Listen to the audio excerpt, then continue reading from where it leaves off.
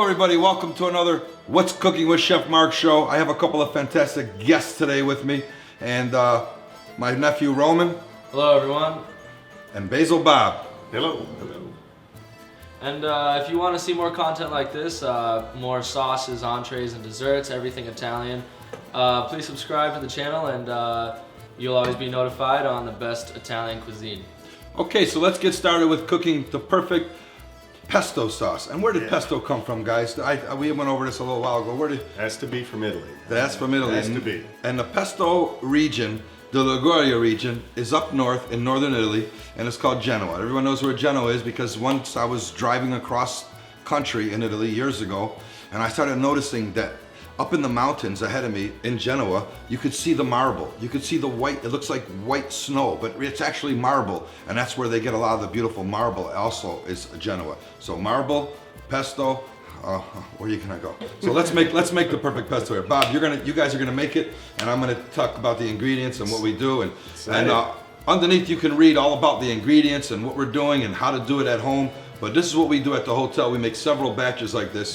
We're here at the Ahern Hotel, of course, in Chef Marc's new location on 300 West Sahara. So let's talk about what we have here, gentlemen. We have... this is the most expensive Parmesan you could buy.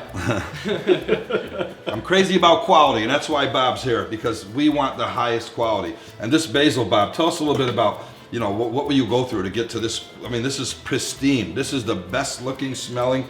This looks like we just picked it from the garden. Well, how's it so clean? It was just picked, actually, just a couple of hours ago from our local farm. Our basil has actually been kind of like 30 years in the making. It all started with my dad, Basil Bob, where that came from. I'm a junior, so I guess I'm Basil Bobby or Basil Bob Jr. I don't know.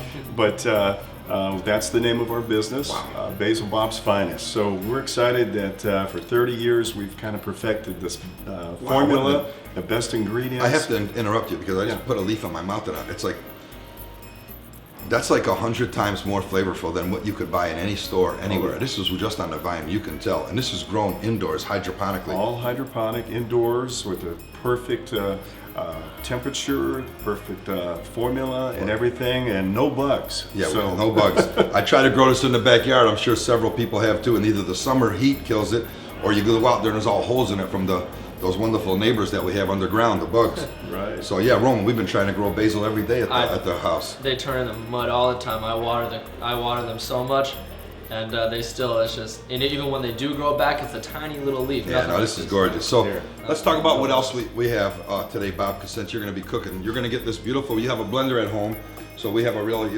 high-powered blender here, and we're going to fill it with ingredients. But let's start with what we're going to use. If you don't eat nuts or you're allergic to nuts, then don't use nuts. I make a lot of pesto with no nuts at all, and it's still delicious. But this recipe, we're going to use the nuts. If you can get pine nuts, they're very expensive. These are the Italian pignoli, and this is famous in Genoa, so we're going to use pine nuts. But if you don't have pine nuts and you want to use walnuts, go right ahead. They're going to do the same thing. They become kind of creamy on the bottom of the blender with the olive oil. That's what you do first.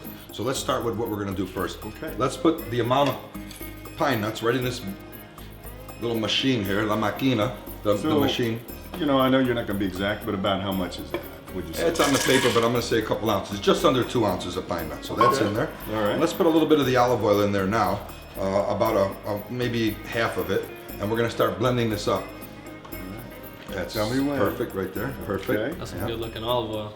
Man, you can tell by the color, it's really high quality. Then we have the Parmigiano Reggiano from a special farm in Italy that I read about, and I ordered it, and like my nephew said, the cost on it is ridiculous, but I love this kind of quality, so I cut some of it so I can show you that we didn't grind it all up, but we did some of it, just to show you the difference. And let's add some garlic in here, Bob. I think two little, if you have garlic cloves like this, and Roman, you know how we smash these up and do them. Oh, yeah. Just take 2 little garlic cloves out of here, these little buds, and put them in the blender along with the olive oil. And let's do that now, and the pine nuts, very good. And now we're gonna start the process of breaking this down and making it really smooth. You don't have to have a processor, just a regular... You can use a food processor too. I think they work well. We happen to have these. These are really, really high-end type of item that, and since we're doing it, we can control the speed right there.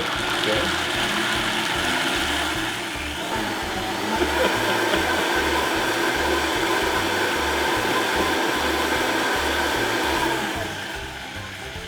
Okay, Bob, I'm gonna take the top off now and we're gonna add some cheese. First, the big pieces of cheese. Yeah, cheese is unreal.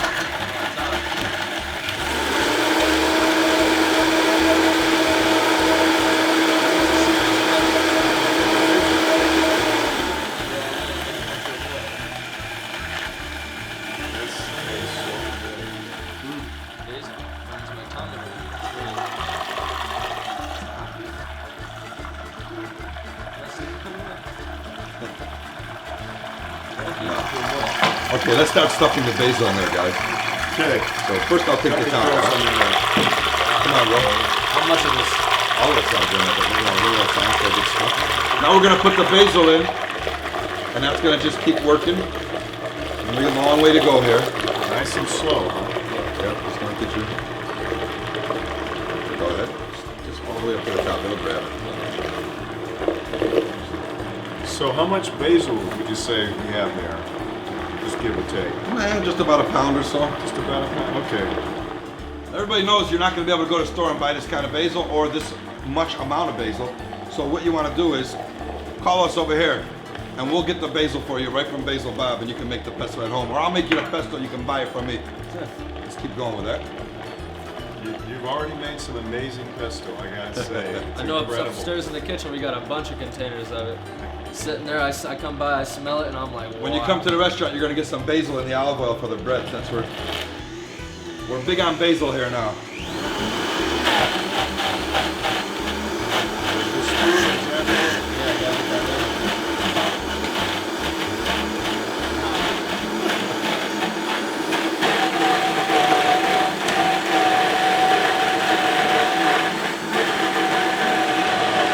We're going to add more olive oil.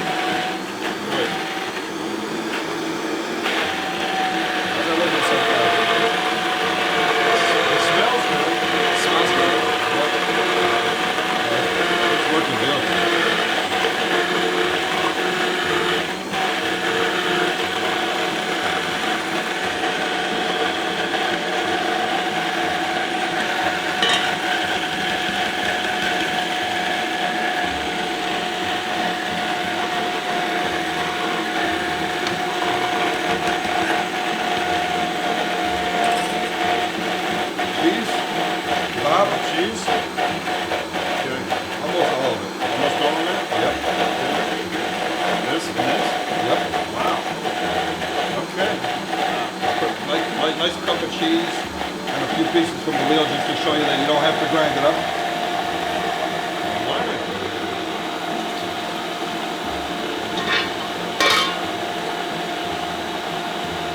We use pretty much all of our oil. At this point here now, you have the olive oil in there, which was really beautiful olive oil from Sicily. You have your pine nuts in there, or your, you can put any kind of nut. This is a nice one. Then we're going to put lemon juice. So I have about 2 tablespoons of fresh squeezed lemon juice right here that we're going to put in there now.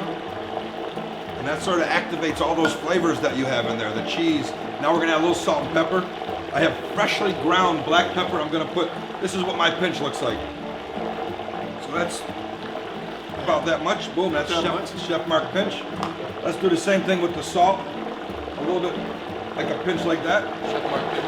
And that could be a small teaspoon maybe. So now we're going to go with that. We have our garlic in there. All the ingredients are in. We just have to work this down so it becomes a beautiful thick pesto. And then we're going to... So you have that blender just on a little... I'm going to add a lot more strength. I just wanted to shut because it makes so much noise. So here we go.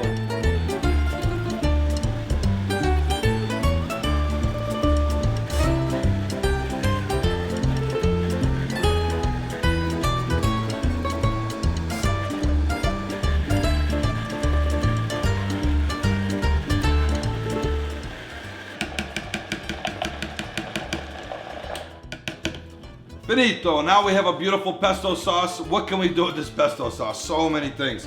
We can make pesto with pasta. We can make pesto on crostini. We can put, come on guys, give me some ideas. There's 1,000 uses for pesto.